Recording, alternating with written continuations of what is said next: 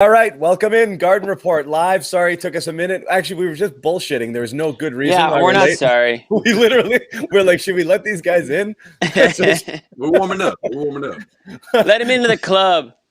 Yeah. Like that's Industry what makes talk. it, so entertaining. We warm up a little bit. A little shop talk first, but an entertaining game. Definitely. I mean, to a point, entertaining in the sense of you got to see couple of good things that you wanted to see. Yeah, you saw things you wanted to see. That's why it wasn't a competitive game, but it was summer league. I mean, let's put it this way: I'll speak for myself. I'm a lot happier with what I saw from some of these guys than I was after game one. I mean, I think I speak for everybody, but I'll just speak for myself. But I think I speak for everybody. Okay. Yeah, yes. definitely. Well, that's the thing. Look, what did we want to see? I mean, our biggest takeaway last time was, God, man, you really want to see Nesmith be able to dominate against these guys, and then he dominates tonight. Great. Yep. You want to see the sophomores dominate. Let's be apology cam to John. John did not want Nesmith to hit any shots. He said it wasn't important. But I think we can all agree that it's a lot better when he hits his shots. 5 for 5 from beyond the arc. Come on, you were cheering, John. I didn't see. That's not the point. Did you tweet about that? John did not want to see any shots go down, so he's fuming tonight. But they were dropping. There's a 95% chance you didn't tweet a single thing about that. Our commenters thought we were mean because we were like, we want more from Nesmith last game. But you know what? And then you get it, and we're happy. Okay? Yeah, it's not that complicated. It's not that complicated. But Zannis, if he went 0 for 5, you would have been all over Twitter. Oh, but what's going on, guys? The point was you want to see things come a little easy to him. So I liked look, the shot is the shot. Like, I believe over time, if he does nothing but stand in a corner and just gets the ball every once in a while and shoots threes, that he'll have an NBA career. But you want to see him be a good player. You want to see him get guys off the dribble, look for opportunities, get to spots, be in the right spot, and that was a problem last year. We were joking how many times with the ball rotate around and Nesmith would be standing right next to another guy and they'd be like, dude, what are you doing here? Go. Right. So you want to see him be in the right place, but you want to see him be assertive. Went to the basket a couple times. Stage. Right. This is a stage. It's different than seeing Jason Tatum and Jaylen Brown next to you, on one side and Tatum on the other. So that was, again, the thing with that last year is, why were we crying for Nesmith to play? Those games when like Tatum was out or Brown was out and they were down a lineup and then they still wouldn't start him. And like, come on, man. You really wanted to see him against top level NBA talent play 32 minutes in a game and then and have the coach tell him, just go, man. Just pretend you're in college and you're the best player on the team and just act as if. Go out and take 18 to 20 shots tonight. Just go. Right. And let him do that and feel okay, not like shoot it and then look over and be like, I missed. Am I coming out? And then run circles around people and then go crash into somebody. Your teammate. Well, be in the game and not have those blinders on, right? We used to talk about that during the season. But look at this line. I mean, this is what a star player's line looks like. And I know it's summer league. It doesn't translate. That's what you're supposed to do. But that's what you want. Exactly. And that's what we were seeing guys on other teams over the last couple of days put up these stallions. And we were like, this is what we want a guy like Nesmith or a guy like Romeo to do, or maybe even Pritchard to an extent. So, like, this is what we're talking about. Like, don't give me this, the Celtics, they're going into this thing like they have defined roles and they want to, sort of mimic what they're going to be doing in the, regular season. It's like, no. I want these guys to go off on some of these opposing players who have no business, sniffing the NBA. Prove it. Show it that you belong and they don't. And that's the type of performance you got. And it's 7 of 9 from 3. Like, that's the type of player you thought you were getting when you drafted the quote unquote best shooter in the draft last season. So great. We really we had massive FOMO after the Celtics game. You watched every other team play, and it was like this guy goes off for 30 and this guy goes off for 28, and we were like, well, and Bobby, Mr. Positive, on the text chain was like, this guy's so much better than Nesmith already. Right. Yeah, just shaking your head a little bit. Can't wait to hear from him. It's going to be interesting. Come on, you're going to post Romeo's dunk again, man? I'm just going backwards in time without here. Without at least mentioning. You have to mention that dunk. I mean, that was Romeo killed someone. How about that? Literally, there was a murder. He might be going straight to jail. I don't know what the system's like in Las Vegas over there, but he might be going straight to jail after that. And honestly, that was awesome because we said it in the last show. It's like, and even Scal mentioned it on the broadcast. They want to see more effort, more like energy out of Purpose. Romeo. Yeah. Yeah, and like him throwing it down like that. I mean, he did something that I haven't seen anything like that from him. Remember, he had a I knew couple he's blocks athletic. last year. He had a couple times, he couple showed big flashes. blocks last year, and you're like, whoa, he got up. Who was it? He two-hand blocked at the rim. Really big play. I can't remember exactly who it was, but everyone was like, no clue. Okay, like that's a flat. He extended back on this dunk today. We love our. That's what I liked about it most. We love our analogies. Like Romeo's game tonight was like you went out in golf and you shot 100, but you friggin' nutted a 7-iron from 172 yards out on the last hole, like 2 inches from the pin. Yeah, exactly. And you're like, boom, and that's what that was. It's like that's what you'll talk about. I was like, I could be that guy if I could just put it all together. If I could just put it together, I could be that guy. And you see it and you're like, oh, that was something. Even last game, he dicks around all game and then he just bang, bang, hits 2 threes. And we're like, oh, so Romeo had the game winner, Well, I feel like it was because he wasn't like thinking this time, right? He wasn't overthinking at least, Like I feel like last game we saw some of that hesitation, but then we saw flashes where it was like, okay, it's coming together. And I thought this one, it was just in this game, whether it was for, the 5 3-pointers or just the overall in transition, being assertive, being involved on the offense, the way he was, that was the sort of Nesmith that everyone envisioned going into the last season, but it wasn't realistic. He didn't have this last year. He didn't have a summer league or a training camp. So it's good to see him doing it now. And honestly, that's huge for the confidence. I want the Spanish commentary. If someone could send that to me, please do. That'd be awesome. I want to see that. I'll take that for the whole game. So, we said we'd start with Schroder, but we started with the game. That was pretty cool. This comment here from Dave D is kind of interesting just because it takes me into a different place. Ime Udoka was there and he talked. Man. Everyone's gonna feast. Huh? No, I was saying everyone's gonna feast because of Schroder. But the graphics go hand in hand right there, No, but the thing that Udoka said was he's looking for Tatum and Brown to be more playmakers this year. Mm-hmm. And while that feels like a rah-rah, let's go get him sort of thing, that's a little shot across the bow as far as I'm concerned, which is like, okay, like it's a compliment sandwich, It's like they're elite scorers and we love them, but we want them to be better playmakers because they're so awesome and that'll make us a better team. It's a little compliment sandwich of like, guys, we got to get you to get everybody else involved. We want the key, the subtext to we got to be a better passing team is our stars can't hold on to the ball forever, and really it is. That's the case. You need your point guards to be able to do things. And again, the Schroder acquisition is huge and we'll get to that in a minute. But whatchamacallit? What you don't. Tatum and Brown have to get their guys involved for sure. Yeah, and I think they're already doing that right now just by being in Vegas. Like I think that's huge. Like honestly, after everything I say about these two and being elite, like this is the kind of stuff I'm talking about. And I wish I had suggested it a couple of months ago. Like they should be there, and and that's something that sends a clear cut message for these guys. Like I'm with you, Dud. But anyway, it was good that Grant Williams showed up.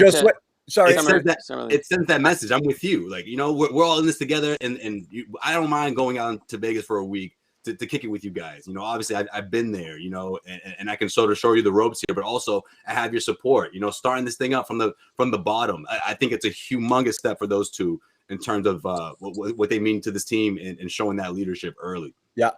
Jimmy, you were going to say? I was going to say, Grant Williams showed up to Summer League after all too. I heard that he was in the building. Well, Tatum and Brown pull up. I mean, you have to, right? I just does Grant Williams sit there and be like, "Oh shit! Like a lot of these guys are better than me," and I'm watching. Sherrod did an interview with him, right? And he wrote it up the other day, and the Grant says, I didn't go play because I want to be working on my body and stuff like that, and this and that, and then he shows up to hang out. Yeah. Okay, I don't get that. Like he didn't listen. He didn't want to go. This is why he didn't go. I want to go to Vegas to hang, but I view it as a bit of a slight to play. I honestly think that he had more to lose by playing than he did by not playing. More people would have been like, Grant Williams is getting worked by player X on the other. You know what I mean? Like, there's no point for him to do that, and maybe that was the thing behind him not playing.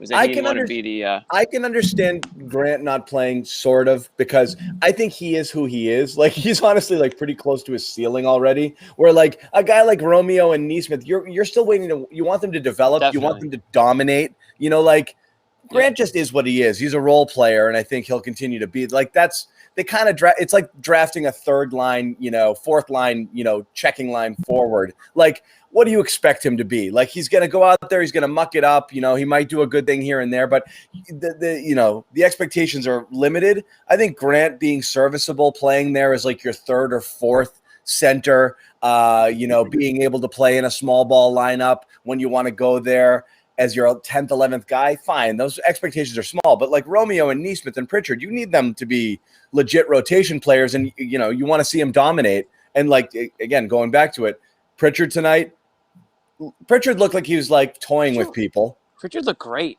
Looks like he's toying with them. He looks like, right now. And he's not even in shape, and he looks and he's just like, I'm better than all these guys out here. You heard that Schroder I news, and he started was seeing like, it in the second half of the first game. Go ahead, Jim. No, you heard that Schroder news, and he was like, "Yo, I'm gonna make sure that I don't get bumped too far down the depth chart that's here." a good call, Jimmy. I didn't think about it like that. Yeah, but he's impressing me with his shot is nice, and it wasn't that it wasn't nice in his rookie year, but like he's been practicing. It's getting nicer. Yeah, I mean, he's getting further and further back, and he looks pretty confident out there shooting the ball. And honestly, if he's the type of guy that comes in and just gives you that like sort of quick offense off the bench, like how much did they need that last year? They needed that all damn season. Right. Well, how much do they need that threat? That alone, especially if he can. That's their Patty Mills, right there. Consistent from back there, but like obviously had that range that scares opposing teams and just spreads the floor for the rest of your teammates out there. That'd be huge. I think he's definitely putting an emphasis on that this summer for sure. Yeah. So let's we'll start. We're definitely going to talk more game. We've got Bobby Manning. We're a little worried about the guy. Little feller's out in Vegas all by his own. It's his first. Told us he was going to walk to the game. We're like, whoa, wait a second. It's like I sent my youngest out to sleepaway camp for the first time. I'm nervous for him. Yeah. We've got him on. We all have him on. Find my cell phone. We're all tracking. I'm nervous. He's called me like 10 times today. I sent him a care package. Did you pack his lunch? I did. John's wife is like, he's gonna be fine. You're like, I packed him like 10 underwear, even though he's only there for 5 days. Swimmies in case he wants to go into one of the pools. I want to make sure he's okay. So he's out there. He's doing his thing. Sherrod's there as well. We're expecting. I think they're in on the press conferences now. Those guys are talking, and we did. We lost Bobby already. He's on the roof. He's on the roof somewhere. This is summer Bobby, instead of what is it? The Hangover. This is like toss Bobby in that group, except he's just by himself. No. So anyway, so we're hoping. I mean, I can't wait. I want day by day pictures for Bobby too. Like day one, all bright eyed and whatever. I want to see what Vegas does to him before it's over. He's out there for the full run. He's ripping a pack a day by the end. Like he's just like super negative and like addicted to blackjack. Just jaded. Yeah. So and say you're not supposed to do any more than 3 days in Vegas, so we'll see. Yeah. Most people can't. Sherrod there too. So as we said, we'll get to those guys when they come in, and we'll circle back to the game. But let's hit the news of the day. This was awesome. There's no way to. There's no bad thing about this. Like this is. We tried. No, this is a huge. John went through it. No, I'm saying there's no this is an great off-season saving move. Like you just got a $20 million player for $5 million. Pretty much, yes. You really did. You basically got as good a guy as you could have signed if you jumped into free agency and spent all of your money early, and you got him late with filling the exact position of need that you needed more than anything, and for nothing for 1 year and for 5.9. Right. And who knows what happens after this? Now you've all of a sudden got some interesting things, not only what it does on the court, and I want your guys' take on like how the fit is here. But beyond that, now you've got things you can theoretically do. Can you package Marcus now? Yeah, maybe you can. Can you, if you like Schroder and it works out here, can you try to re-sign him next season? Absolutely. You've hedged your bets against everything going to shit next offseason, theoretically. So there's a couple different things that work, but on the court, this is phenomenal for what they need. Like, you got a baller, and I think people really do forget, and they talked about it in the broadcast a bit, like, the Lakers were curb stomping people early in the year when they had everybody healthy, including Schroder, who was going off. Yes. Who was a massive upgrade for them, and then everything went to shit for them. But like that, for a while they looked unbeatable, and Schroder was a huge part of that. I love this. I love it. You said it all, John. I mean, at the end of the day, he fits that criteria, right? We've been talking about. Oh, the Tatum and Brown, they need that pass first kind of point guard. Someone like Lonzo Ball, someone who can offer some of that offense as well. I mean, this is it. And in terms of the deal, there's nothing here to not like about it. A motivated, but he's a scorer too. He's instantly your third scorer. And he knows that. And he knows how much he can flourish in here. And what's the first thing he says? And I know it's a PR move to say the least, in the sense of, like, you're supposed to say these type of things, but like, he has so much respect for this organization, and that's genuine. We know how Rajon Rondo in his years and his heyday, and that sort of how that influenced him, and how Dennis Schroder said that he modeled his game after that. I mean, so he's got that bit of that Celtics pride. But man, to hear that from someone like Schroder, I think it obviously coincides with the whole rebuilding this culture and having that type of attitude. And on top of everything, what do we say we want out of the point guard, right? Out of point guard X that's ideal for this team. He gets it done on the defensive end. He could be an anchor on that defensive end. You put him next to Marcus Smart. Are you kidding me? Ime Udoka coaching these guys, with this background, what's there not to like about this signing? I mean, I love it. I think the Celtics, they're in a great position right now with this signing for sure. Yeah. We talked about it I think it was the last show, because that was when we talked about the rumor. I think it was the last show. And the reason why I thought there was some smoke to it is because there just weren't that many teams left that could have signed this guy. And that's why I was like, well, the Celtics appear to be a good fit for him because of the players they have, in their starting lineup, Tatum and Brown, Smart, obviously, go down the line. This guy would be on a prove-it deal on a team that, looks to have some nationally televised games, looks to hopefully make a playoff push, all those things. So he could sign with them on a short-term deal and sort of try to build his worth back up. So it's a win-win. I mean, you like to get a player, like you guys mentioned, that's right around $20 million.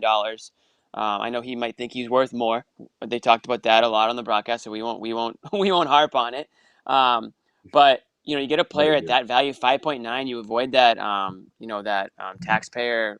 What was it? The mid-level of 9 point whatever, and it's just a great deal. I mean, I hadn't even thought about it. They didn't hard cap themselves by doing the full. They did the taxpayer one, so they still have some flexibility. Like, this was perfect in a million different ways. I didn't even think about yet. Like, now does that make Marcus Smart expendable? I mean, it definitely does. I mean, maybe if you think that you can get a pick and some player back, or whatever you want to do, maybe you can do that. But I don't think that was the intention. I mean, I don't think it is either. I just think it opens up possibilities. It opens up possibilities, but it just makes them so much better because now you have a legit guard who can facilitate, who is, as Josue mentioned, can play defense. I mean, this guy, when he's on, he's a pest out there. He's got those long arms. He gets in your face. He gets under guys' skin. I mean, he's one of the probably more disliked players in the NBA. Well, he's an asshole. Exactly, but when he's on your team, that makes it that much better. It was like the Rondo effect, the Draymond Green effect. You know what I mean? Like, go down the line. I mean, he's one of those guys. And what we said last year about this team is that they were kind of soft. They didn't really punch back. They didn't really have that attitude about them.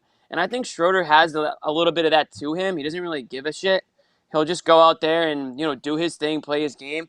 Now, obviously, you want that to be, just when it comes to the opposing team. I don't know how his personality is or if it will clash with other players. I hope it doesn't. I know this, for whatever reason, this Celtics team has had, some personality clashing over the last few years. So I don't know how that's going to change things. But as far as a fit standpoint and a talent standpoint, like you guys mentioned, I mean, you really couldn't do much better than this. And I think it honestly makes them from like a fringe playoff team to like, middle of the pack type team if you can stay healthy. Back into the 5-6 seed conversation. Yeah. I like this comment from Andrew, the Schroder, the enforcer, and here from Sebastian, Oh, good. I love this. Like I actually like we don't have enough. Like you need guys who get under people's skin. You want I don't want shirt exchange. You know me. Like we've talked about this. I don't want daps and shirt exchanges and all of this stuff. And hey, Right. Yeah, I'll hit you up we're after all the buddies. game. Yeah. I hate that. I want people to hate us. I want a guy that has no numbers in his phone book. He talks to nobody. He just he only plays basketball. Yeah. He doesn't even get dinner, on the off days. He doesn't even eat. Now this is a decent comment here from Isaiah. Afraid Schroder becomes Rozier. There's Rozier in his game. He is a scoring. You're afraid of that? No, meaning like that he's going to want to get a guy in a prove it year. And now you do have some issues here. If you got to re-sign Smart because you got Schroder and Smart both in contract years fighting for, relevance and who's going to be the guy and proving it for their next contract. That could get messy. A little bit, but if they start to press and like do things that is out of what their capabilities are, they're not going to improve their worth that way. I mean, the more that they can show that they can help teams win, the more teams are going to be interested in them as free agents. I mean, I think both players have that in them. Like they're a type of player that can help a good team become better.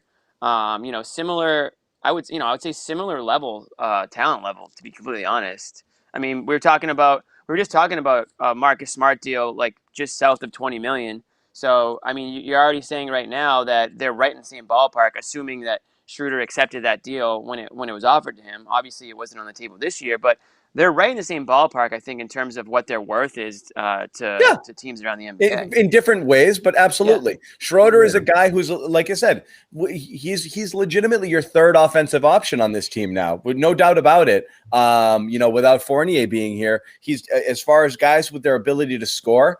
I mean, he's not a lights-out shooter by any means, but he's a guy who can score the basketball, as they like to say. In different ways, yeah. He's aggressive. I mean, put it this way, too. Will you rather take Schroder on this deal or Fournier, 4 years, $80 million, or, go down the line, or even like Alonzo Ball. I mean, somebody I think in the comments mentioned, like, obviously they're not the same player, but they're not that far off. And you're getting a guy for, 1/3 of what Ball's making, and just 1 year. And like you said, if it's a great match, maybe there's a future for him here in Boston, and if not, then, thanks for playing or whatever. Maybe they can flip him in another sort of trade or some sort of package. Who knows? Yeah, I think that's by design, honestly. I think putting those two together is by design. And it's gonna that competitiveness between the two is gonna make for some really good defense for this team. It's gonna really establish some good practices that we've been talking about for weeks. But it'll be interesting at the trade deadline. Maybe one of them, maybe they get flipped. Well, we'll see which one. There's a lot of people in the chat right now.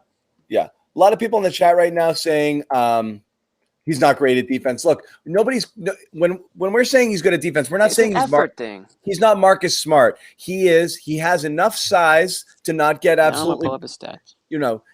He's a competent defender. He's a pesky defender. We're comparing Schroder to what has Brad had or what has this team had at the point position for all of these years. You're talking about Kemba, Kyrie, Isaiah Thomas, okay? He's miles ahead of those guys in terms of his ability to play defense. He's not Smart, okay? But he is absolutely a guy who can pester guards, who's not teeny where he's going to be exploited size-wise all of the time. And between Smart, Richardson, and who knows if Dunn sticks or not, probably not.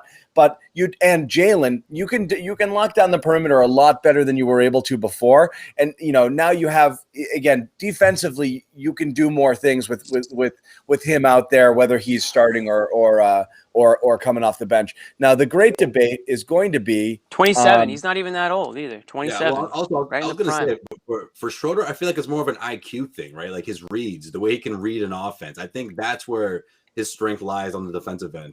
Yeah, yeah, great debate here. Who starts? In your mind's eye right now, I think there's arguments for both. I have an opinion, but what do you guys think? Who starts? I think probably Smart at this very moment. Yeah, I think it's Marcus's job to lose. Continuity factor. Who should? Who would you start? Like, who do you think will and who would you start? I see it as honestly like a quarterback battle, like what's going on in New England. Although everyone pretty much knows Cam's going to get the start. It kind of feels like it's going to be like Smart as Cam and Schroeder's like Mac. And like, I bet you Smart starts game 1, but I wouldn't like say that it's like definitely Smart's job for like the season, depending on how things shake out. I mean, depends. I mean, I don't know. It's a good question, obviously. I mean, I'm obviously guessing, but I just think you'll ruffle a lot less feathers too at the very beginning of the season. Obviously, that being said, it would be tough to like bench Smart in the middle of the year, or at some point during the season for like whatever reason. But I don't know. It's a good question. I'm on record as saying the way Smart plays sometimes is detrimental to Tatum and Brown. But if they want all these guys, like Ime is saying, if they want all these guys to start passing more, and I think also what he said tonight is Smart has asked for the role of being the distributor. If he truly means that and he truly can, embrace that role and dish the ball to those guys more, then I'd probably give the slight nod to him. I want to see Schroder with these guys before I just give him the starting job. Yeah. Josue, what do you think? Fun to watch. That's gonna be fun to watch. I think it's Marcus's job to lose, and I think that could happen. Honestly, I think Schroeder's that good, especially because what he gives to you on both ends, especially offensively. Like we've seen Schroeder when he gets going, he can. I mean, I'm not gonna call him a closer, but he can put in that fourth quarter work that'll separate a team. That'll create the distance. And to your point, would you let off with so perfectly, might I add. John, that stretch of games with the Lakers, man. Like, remember all the hangover? Schroeder came in like, oh, I don't know about that. Here we go, guys. Like, I'm here to do this, and it looked like that was going to be, that's going to carry over into the postseason. Obviously, it didn't. Injuries and COVID and things stacked up for the Lakers team as a whole. But I mean, was just going to ask that. For what it's worth, for that championship team. What he was doing throughout that stretch, it was impressive for sure. I was just going to ask that. Lady 2G stole my thunder. Not enough shooting. Really if they tough. Both start. Really tough spacing. They're both meh 3-point shooters. Yeah. And I don't like it. And then you're kicking Jalen to the 3 and Tatum to the 4. And I really think you want Tatum to be playing 3.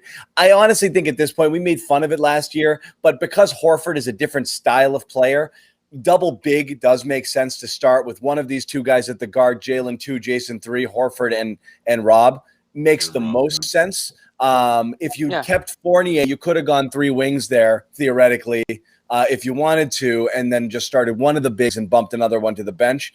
I don't know what you're going to do there because I also don't know what you're going to do for a bench big at this point. Because who is your bench big if Rob and Horford Bruno. Start? Bruno. What about closing out games? Me, Bruno. I think so it is. You'll see Marcus. Dudley said this earlier, and if he wants to take a victory lap over it, I said this before I am still not against, and I'm still not against this. I believe that Nesmith should start. That does, however, kick Tatum to 3, and Jalen to 3 and Tatum to 4. He's got to earn that, though. But I just like the shooters. I don't hate that at all. But again, I think he has to earn that, though. I'd be surprised if they. I think they're going to go double. I think they'll go double big. That's the safest lineup. But your rotations get a little funky. They're gonna listen. They're gonna experiment. They're gonna experiment. They've got all off season to figure out lineup different. I know you got Ennis. Work with. Yeah. There's going to be points where Smart and Schroder are going to be in the game together, but it doesn't necessarily mean they need to start. I mean, it could be matchup based too. I really don't. Let's bring in some Sherrod. What's up, Sherrod, I told you. There's our power forward. You got to be looking out for Bobby. Where is he? Bobby's literally in front of. I can see Bobby. Bobby, let him know you're alive. By the light. Bobby's alive. We're worried about him. My goal was to keep him alive, and I've done my job. You keep him in view. That's good. You strayed him from temptation. There you go. Like literally, if I look at my camera up right now, who do you see? That's perfect. There he is. He is here. Wow, that's great. So, Sherrod just came here. We'd switched over to Schroder, and we want to get your take on that too. But you guys are at the game, and you have a unique vantage point in there. You're covering the stuff. We're slogging through a broadcast here, most of which was spent talking about Schroder giving up $84 million and really not much on the game. So it was pretty hard. It's pretty hard to follow what was going on. But you were there. Nesmith, obviously the story, but anything that, Pritchard was great too, but Nesmith, after the kind of grief we gave him last game, Sherrod, about how, hey man, you got to dominate if you're going to do this thing against these sort of guys. And he went in and dominated. He did, and it was good to see. We know he's always had that ability in him, but when you come in these type of situations and scenarios, you got to flex. You got to be that guy. And if we're being honest and real, nobody gave a damn about this game. We're all talking about Schroder. That's really what we're concerned about. And John, the laugh on your face now, that is exactly what we did most of this game, thinking about $84 million that he just kind of pissed away. That was the story, right? Well, we're still trying to get a sense. No joke. Like literally, Max on the broadcast, Abby would ask a question, and Max would be like, $84 million. She's like, but I'm asking you about Bruno Fernando. He's like, I know. He's like, I just can't get over it. Max is going to spend at least a whole first half on that. But you know what, man? He's going to spend the whole season on it. On top of his jokes and his commentary, man, he was pretty funny. He was a good comic relief throughout the night for sure, Max. Good. You need that this time of year during Summer League. You need that. Yeah, Max crushed it. No, but that was fun. Schroder, $84 million. It's just the thing that we're all trying to get a sense of is whether or not this was him pissing away $84 million, or did he just get bad advice from his agent? And either way, it just doesn't make sense. I mean, and I was talking with someone who was a former NBA executive, and he said, think about this. You get to play with LeBron, you get to live in LA, and you don't have to be the first, second, hell, you don't even need to be the third option. And you're going to get $84 million? And you're like, no, I'm good. I can get more than that. Yeah. Bobby, you go fishing? With the Lakers. We're keeping the sun off my face here. I had 30 minutes of exposure earlier, and it was already too much. When I first saw his head, I thought it was like you in Vegas or the Canadian Rockets? In the arena, my man. Hey, there's windows. There's windows in here. Oh, it's too good. He's got the ice pack underneath. No, the real problem is once you put on a hat, your hair can't recover for the rest of the day. So you just gotta keep it on. We didn't send him to cover Summer League. I sent Bobby to What About Bob auditions. Don't hassle me. I'm a local. So where are we? Dennis Schroder? Yeah, I love the move. No, we're still on your fucking hat. That's what we're on. That'll be a staple of the whole week. Don't worry. Anyway, Bobby, I tried to talk about the game, but Sherrod went right back to Schroder. You pick them. I don't care. Yeah, something that stood out to you at the Vegas League game there that we're like you can bring insight to, or we can just jump on the Schroder talk and go there. Well, the players got the separation that they needed to today, right? Nesmith just blew it out the door in the first 3 quarters and could sit down and rest. Pritchard felt similarly dominant. So huge sigh of relief that those two guys were able to, yeah. I mean, 31 were in the first 2.5 quarters. So he just made quick work of this, hit 5 threes in like the first quarter and change. And, he was doing some stuff off the dribble, some sidestep stuff out there that he said he'd been working on throughout the offseason, just in terms of being able to hit the shots that he didn't last year. He was remembering all the difficult ones that he had to take early last year. And he's been working on those, and it looks like his shot's down. Yeah, that was good. So this is the complete reversal of the first game. I hate all of you. All of you. Except for Bobby. I love Bobby. I hate the rest of you. Sherrod. Hey, leave Bobby right across alone. Leave Bobby alone, man. He bought that. He bought People that don't realize how souvenir shop off the airport. I didn't see that one. I could tell before John put it up. He couldn't even control his laugh. Does that say Caesar's Palace on it? These are the 3 keys to my life: sunglasses, sunscreen, and a hat that goes all the way around. Yeah, we can tell. Good. Good. That was good stuff. I love it, Bobby. So, all right, let's move to it. Schroder, you guys like it? Of course. Amazing. For the price, I love it. Hell yeah.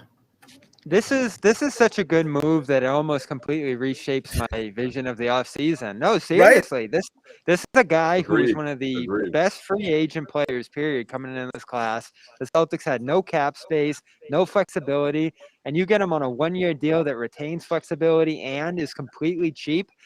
There's no downside to here other than him possibly being unhappy with his role. Keith did tweet out that he's going to be accepting of a bench role. We'll see how that ultimately plays out in reality, because that's the biggest concern right now is whether or not he's going to actually break into the starting lineup. Certainly Marcus Smart's going to start over him. I'd imagine Josh Richardson will too. But this was, the runner-up for sixth man of the year 2 seasons ago in Oklahoma City. So I think that's the perfect role for him. It's the passing boost that they needed.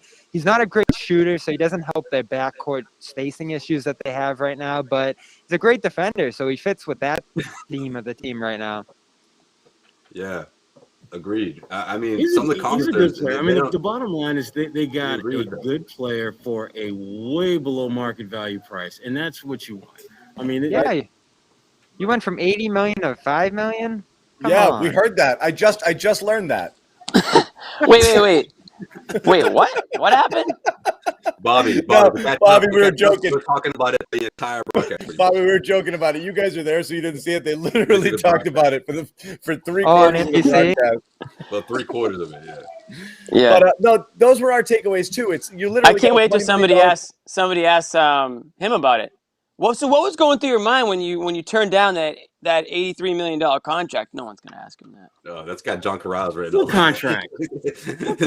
Right. What are you talking about? Just happy to be here. Not verbatim, Junior, but to that effect. Someone's gonna ask. So, Sherrod, Bobby threw it out there. He thinks he definitely comes off the bench. What do you think there? And again, I don't think it's a definite thing at all. I don't either. Yeah. And particularly if you're talking about a guy that in Marcus Smart, who has shown the ability to be impactful both as a starter and coming off the bench. Schroder, yeah, he did well in that 6-man role in the previous stop, but this is a different kind of team. And he's in a very different place. He's trying to get paid because he already let that ship go by.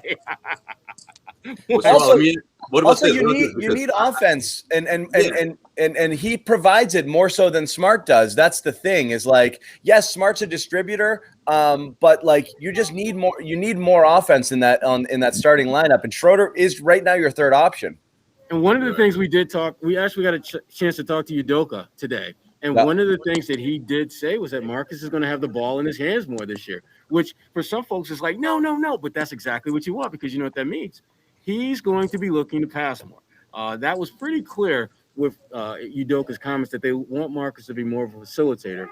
And if he's got more shooters around, he's going to do that. So there were 2 comments I thought off of Ime, and you guys tell me your read, because that was one of them.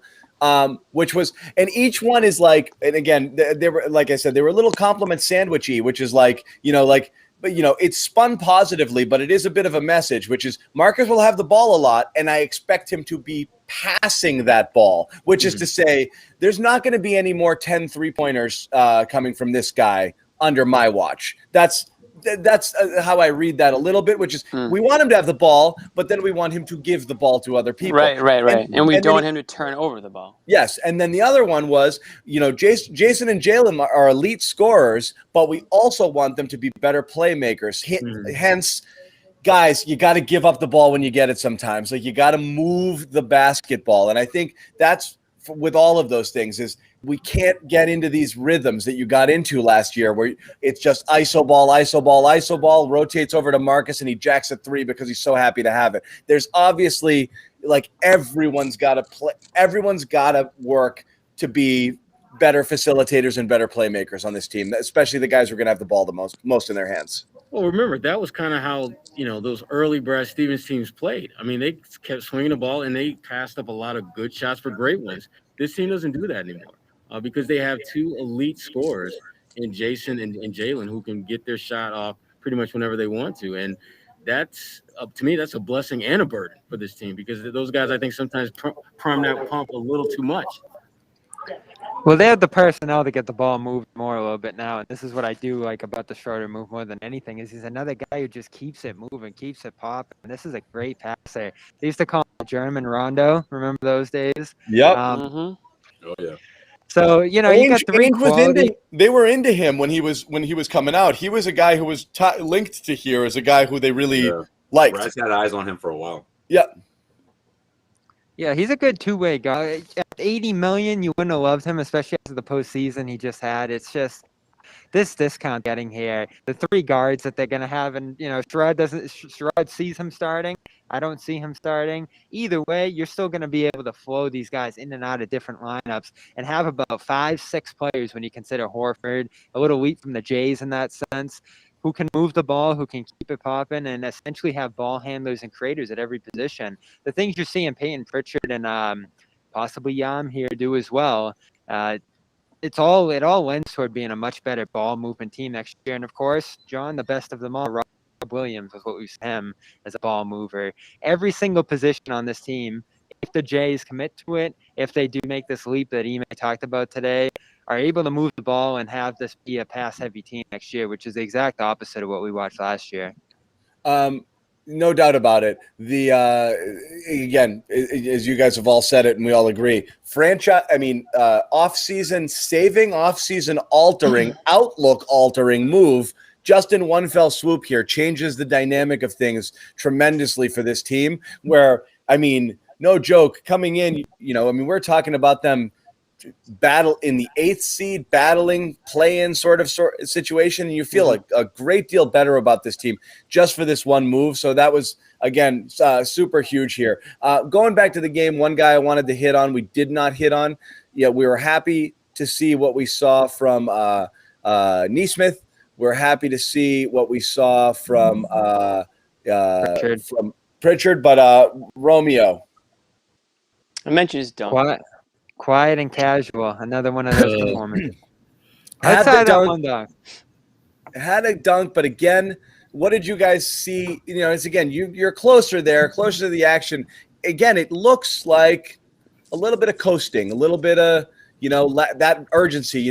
One play stands out. He had a little drive and a terrible pass out of bounds when he didn't really know where to go with it. Yeah, that was like right out the gate. Yeah, had a couple of drives where he just kind of didn't really get by his guy and then either put up a shot awkwardly or just didn't really know, and it kind of got me questioning again is like, who do we want Romeo? Like, what you want Nesmith to be.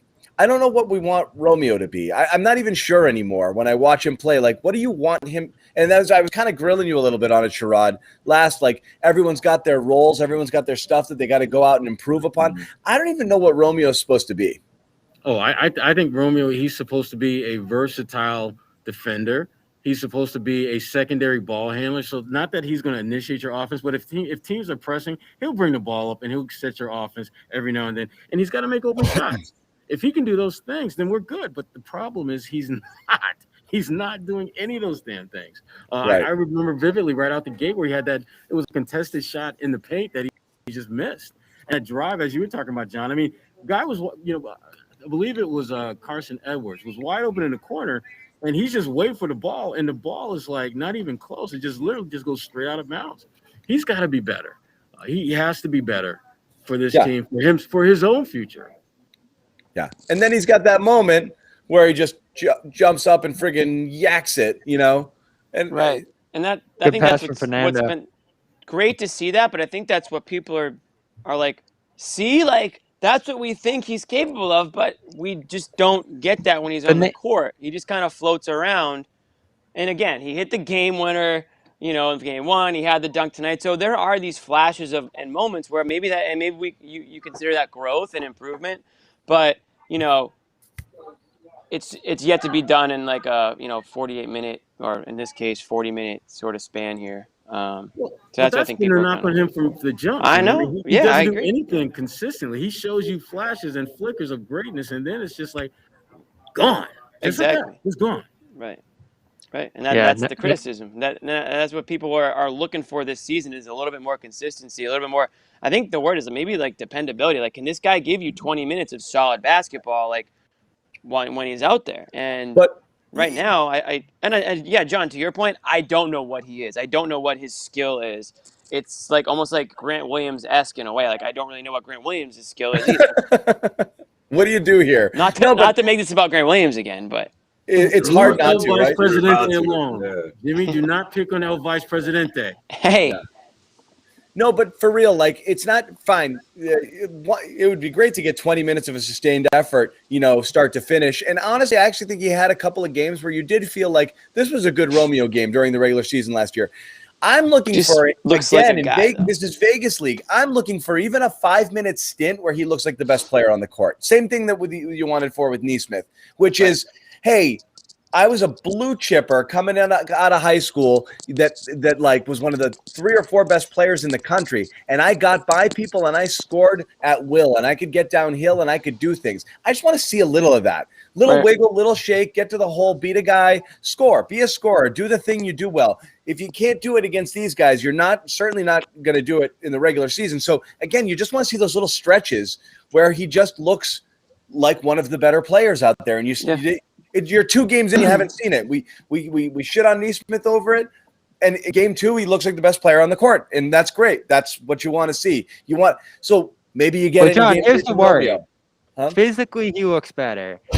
In terms of his skill and the things he's doing on the court, he pretty much looks like the player that came into the league 2 years ago. There isn't a whole lot of improvement. The shot looks okay. I thought the shot looked okay coming in after they did the with it that they did early on there, but every single setback he's had has prevented him from making progress. And you can use that as an excuse and say, oh, he's been injured, this and that, but it also just minimizes the amount of time that they're going to have here for him to improve before he is a free agent or he just ends up off this team.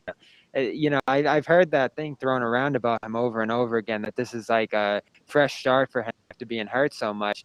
But in what I'm seeing so far, even in the little pockets he's had to improve his game between injuries and COVID and all these different things, there just isn't enough improvement here out of his game. Like the finishing isn't there, the separation on the drives. He's not a knockdown shooter. I think he's an okay shooter, probably capable of shooting like 34, 35% in the league. So like you say, there just isn't anything exceptional here. But he's going to have to really dominate at his defense. And the spurts that we've seen from him at his best have been on the defensive side of the floor. Yep. There's not really a system in place here in Summer League to have defensive things stand out. So we're not going to see those kind of things here. But in terms of the wing position on this team, there are minutes to go around.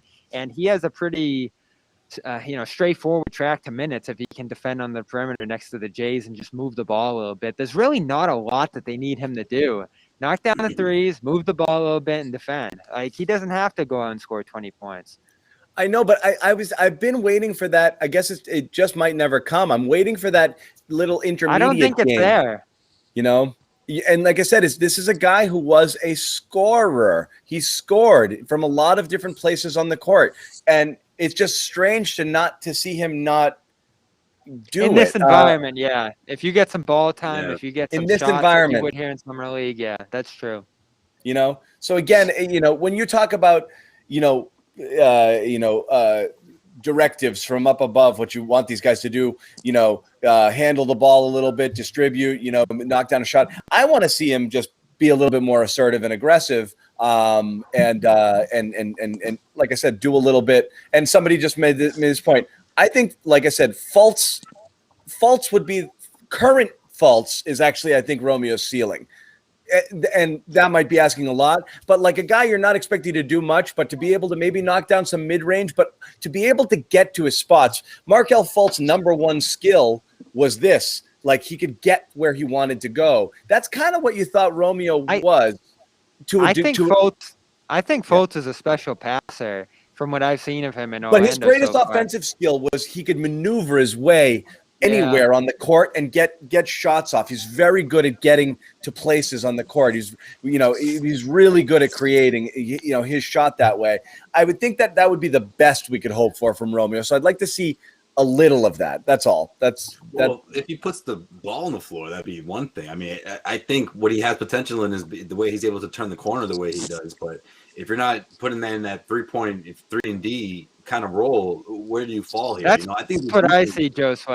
Yeah, I think the defense is what is how he separates himself from the pack here. If he can be someone that they can rely on for consistent stops, then maybe you deal with what you get on the offensive end, which is in transition not so bad, which we saw in that dunk. I'm surprised you guys didn't lead with that. You guys saw that dunk live, That's the kind of pass by Fernando. That's the kind of aggressive finish at the rim. I don't care who's in front of me. I'm putting the ball to the rim. Like that's the attitude I've never seen from Romeo until today. So at least that's. But Josue, we saw all that other stuff. We saw it all. So yeah, that was the one thing that was one great pure dunk. positive thing to me, one of the better dunks you're going to see all season. But we had to see all that other stuff too. Yeah. You can't unsee the rest. Coasting. You said it, John. Coasting. Just is he out there? Is he fully committed to this whole summer league thing? That happened right before halftime, right? The whole first quarter, the whole second quarter, he was just kind of out there. That drive to the lane, toss the turnover, missed the layup inside. There wasn't really too much to pull from, and then nothing in the second half on this roster. Yeah. You think he's straight from the Vegas Strip, Bobby? You think that's what's going on here? What's going on? I haven't been here long enough to report on that, but we'll keep an eye out. People in the chat are anxiously asking us to talk a little bit about Bruno Fernando. First impressions here, guys. Jesus. And again, this is theoretically your Mo Brown replacement. So Who said that? Bobby said that. I was a little annoyed about the Mo Brown thing. I still kind of sort of am. But there are some defenders on Twitter who are like, Fernando's better, dudes. So I don't know. You tell me, is he? I liked his ability to put it on the floor. He did that a couple times here, had the and ones that basically made up his scoring there. He had the pass to Romeo on that dunk. So there is some high post dribbling potential in passing here on the offensive end of the floor. Defensively, though, he was getting hammered. Guys were getting to him at the rim. Guys are scoring over the top of him. He's 6'9", and it shows that he doesn't really have that rim protection potential there that a taller guy would, or a guy with more length would. So I see why he didn't play a ton in Atlanta. The defensive concerns are real with him, I think. He fouled a lot. But on the offensive side of the floor, he looks solid. Great finishing, great energy. That's what he talked about after the game, is just being an energy big man. Here's your Mo Brown. I don't see a huge difference. In other words, he's ready for the big three. Put it this way: Sherrod's wearing a mask, seated on a video chat link, and by his body language alone, I can tell he's not at all in on Bruno Fernando. Yeah. Listen, again, what Bobby touched on, what really just got me completely off that train, and that's guys are just bouncing off of him with no resistance. I mean, I get it, he's not a rim protector, but damn, can you be like a rim, slow the man in front of you down a little bit? I mean, it was as if he was just like air, and they were just walking through air. I can't get down with that. I can't roll with that. I can't. I love what he did on the offensive end of the floor. He's got a great touch, and as Bobby pointed out, his ability to put it on the floor is a really nice dimension that, frankly, the Celtics could definitely use. But the defense, the offense, because the offense was bad. Really so bad. why is he here? Because I thought of two reasons he could possibly be here. One is, oh geez, we might need this guy, so he's got to get some reps in. Or we're maybe not thinking about keeping this guy. Let's see if he can show us something to convince us that he is staying here. Because someone does have to go now that Dennis Schroder's coming on the roster. They have 16 players and there's only 15 spots. So is this kind of his last chance to show that he's going to be part of this roster here, or is he a lock and a guy like Parker is going to be handing out because of the non-guaranteed money? I don't like either one of those cards that you just put on the table, to be honest. And I'm a big Parker fan because Parker has a skill that is consistently transferable. Like when we talk about Bruno's a pretty good scorer. He showed he can do some things, but he ain't a scorer like Parker. Not even close. He doesn't get Parker. I could see Parker defensively. They're pretty damn equal, which is not a compliment. That is so not a compliment. Yeah, I would have liked to have seen him do more on the boards here because his per 36 rebounding numbers in Atlanta were pretty good. And here comes Bobby. Like, he can play with the 2-game sample. This is the real 36. There was a 2-game stretch right around the All-Star break where he was. When the Celtics started the season 8-3. Right. So maybe you pull out these Moses Brown stats. We can do that if you want, Bobby. Yeah. We could talk about the 3-week stretch Moses had. Yeah. We could talk about the 2020 piece that he put on the Celtics almost by halftime. I know, Sherrod, but it goes beyond that. Like, I'm trying to tell these Celtics fans. I know. He had a stretch where he was, you could say, statistically speaking, he was one of the top 3 or 4 bigs in the game for like a couple weeks stretch. Now, is he that good? No, but he played at that level. He played like it, yeah. It wasn't Linsanity, but it was he erupted. He erupted a bit for a few weeks. And at 7'1", you did have some more rim protection with him at that size. Yeah. I like the guy with the 20 rebound potential, though. Who's more important to them, a guy like Bruno or Yam? Because I feel like Yam might be back overseas now after the Schroder signing. Yam's definitely not sticking around for this year. Yeah. So Yam had one glorious day as a Celtic, and that was last. And they're like, get Schroder on the phone. That's funny you say that because he led with the whole it's a dream come true to be here, and that was it. We're like, okay, that's his last big game. He'll be back next summer league. Yeah. I'd love to see him on the 2-way spot, but it doesn't feel like that's gonna happen. No chance. Right before tip-off, like, you heard about this? Like, no, he's got to go. He's got to hit the weights a little bit. Yeah, come on back. You're a little bit bigger. It's not bad for him. Look, why were we enamored with Yam? It's the great unknown. What if? Oh my God, oh my God, what if he's awesome? Haven't seen the guy. Right. He's too professional. Right. So you got to look. It was nice. Showed you a flash, maybe that he can be somebody who can contribute to the team at some point or another, but it's hardly a need. You're so desperate for something that I think people were like, what if this guy's amazing? Right. Okay. You're just reaching now. You're reaching. Yeah. It's better, way better for him to take a year and develop. And it's great now that you don't have to think about possibly needing him to contribute to this team. And then possibly losing him, because what are you going to do? Really, all of a sudden you need a player like, a superstar comes available and you got to get rid of him, or you got to drop, you got to find a roster spot. I like this one. He did that on purpose, right? The way they were saying his name? Yeah, that's good. That's all right. No, that's a good one. Yamashelli. Nah, we're not going to go there yet. They were saying his name like that, weren't they? No. I think this guy. They're just having fun with. The Yam and I don't know. I thought it was a triple entendre. No. Hey, well, guess what today's move signifies? Wick is paying tax this year.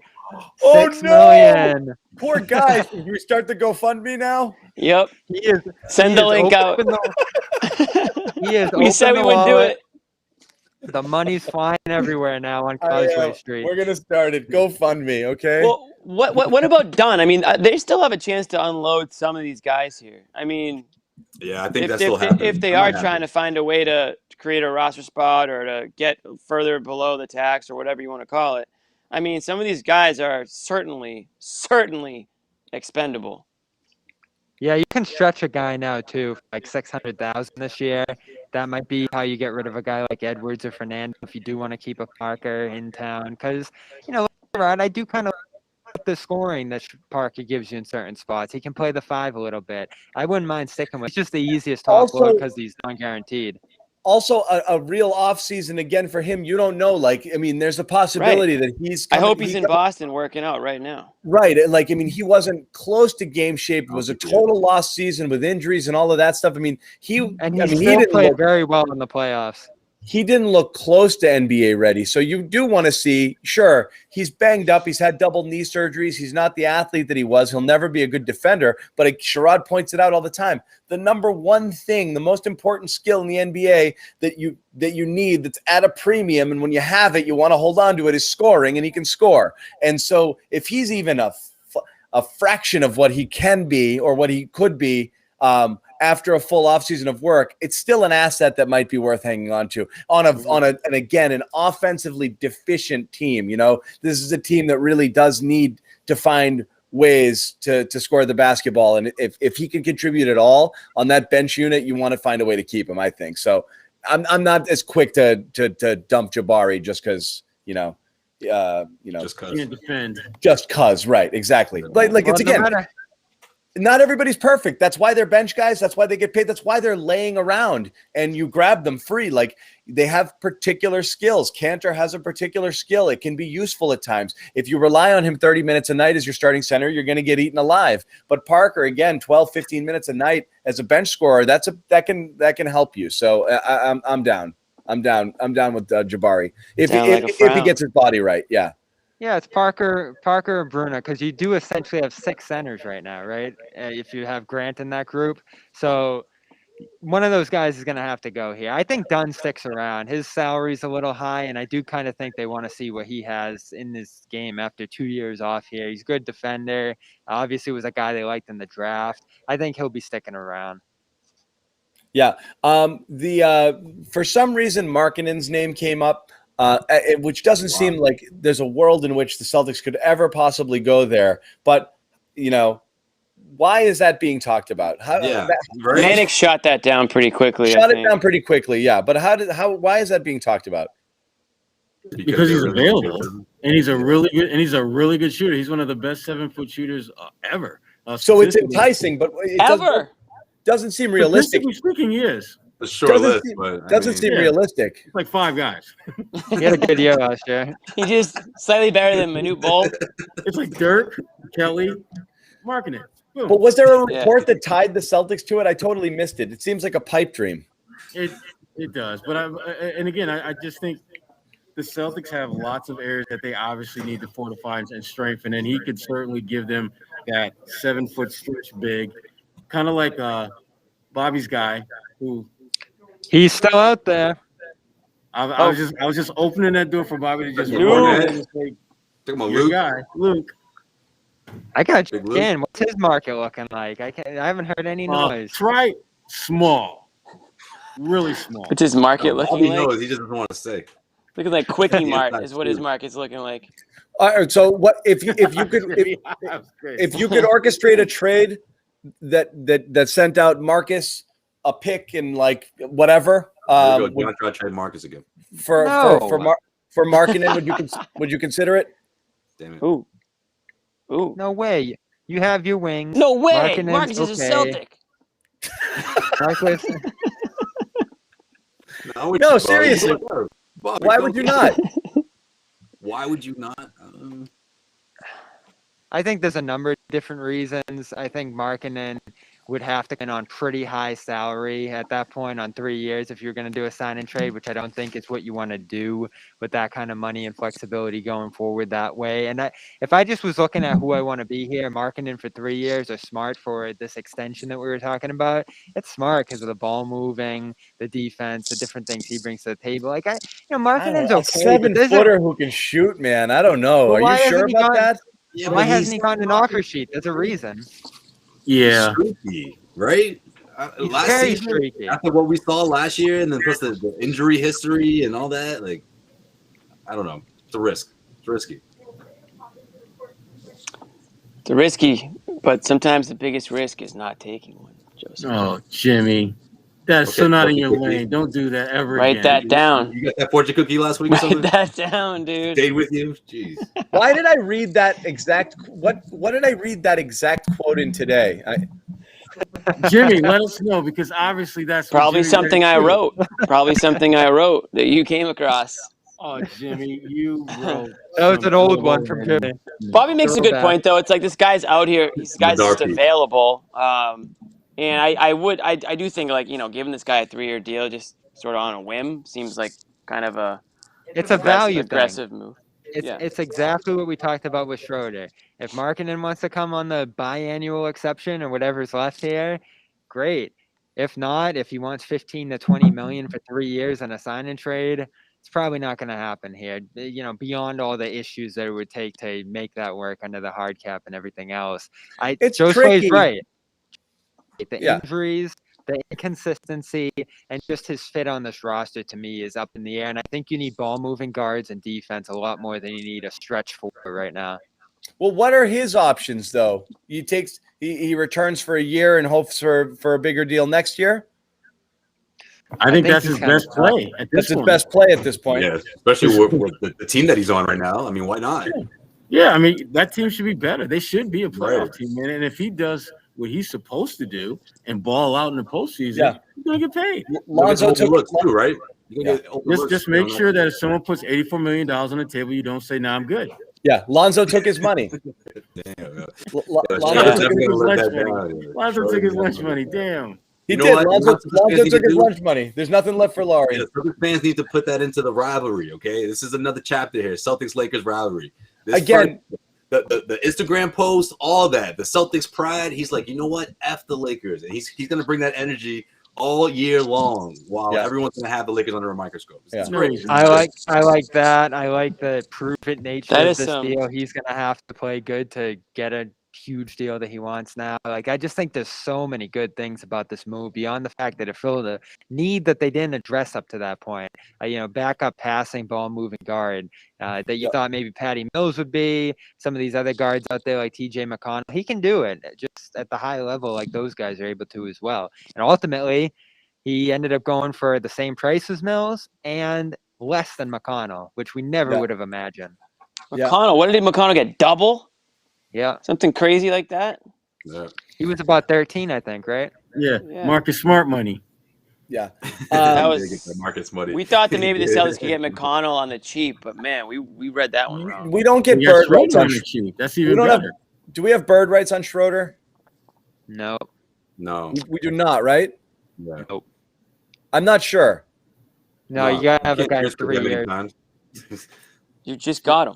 No, you just got Fournier and we had bird rights.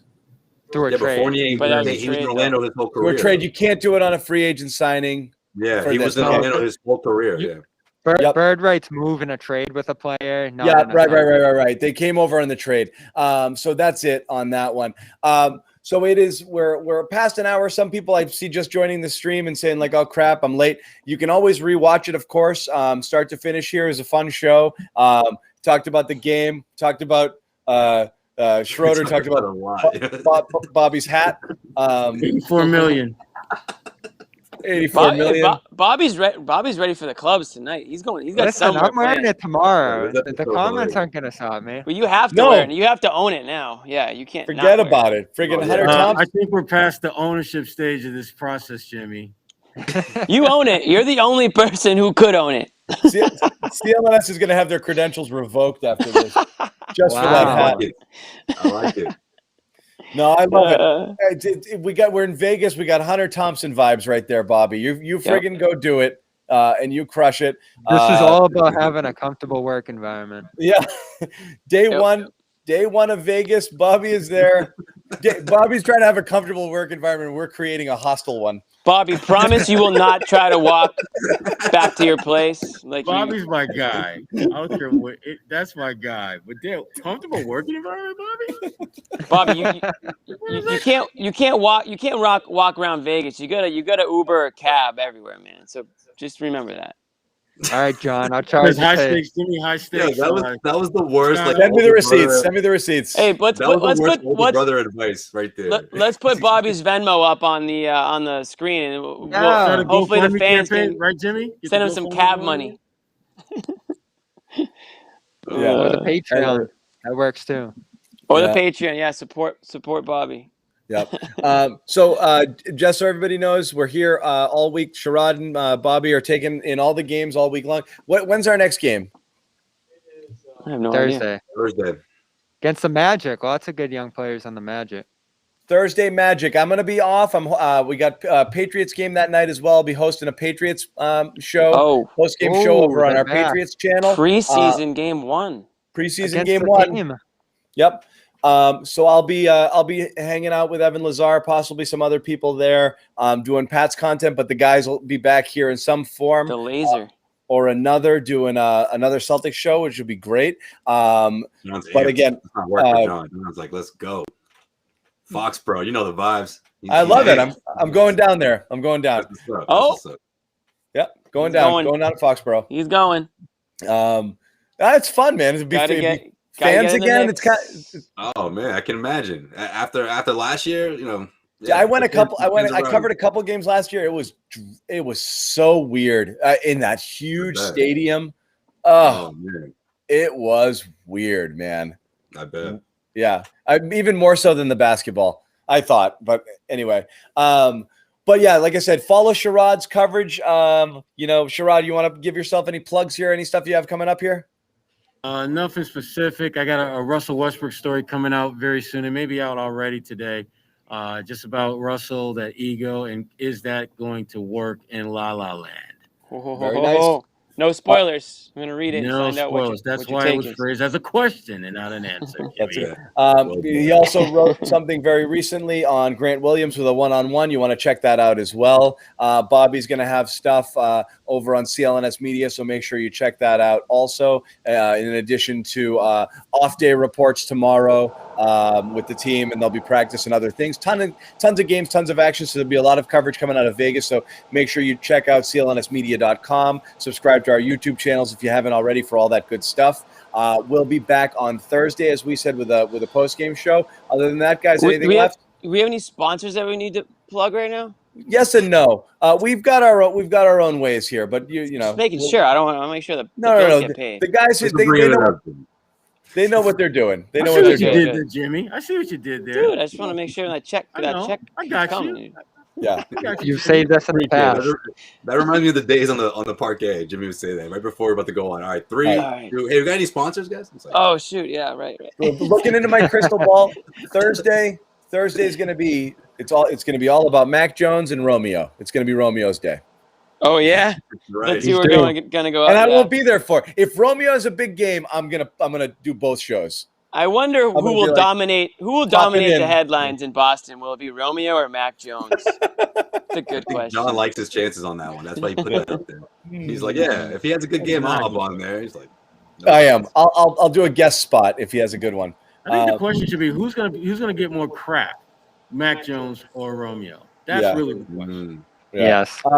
So, like I said, subscribe, check out the replay if you're late to the stream. And as I said, we had a fun show. Sherrod and Bobby have lots more work to do down in Vegas, so we will let them go. Only 7 over there. You guys are chilling. Oh, they got a lot to do. Oh, you got dinner plans. Sherrod's like, let's go, let's get out of here. I am hungry. It's been a long one. All right, do your thing, guys. Thanks for hopping on. Thanks to Jimmy. Thanks to Josue. Thanks to all of you guys joining the chat as always and hanging out with us. It's Summer League. We got a full house here. It's fun. We got the people back. We got the band back together. We're having a lot of fun doing it. So we'll be back again. Thank you, everybody. We'll see you on Thursday.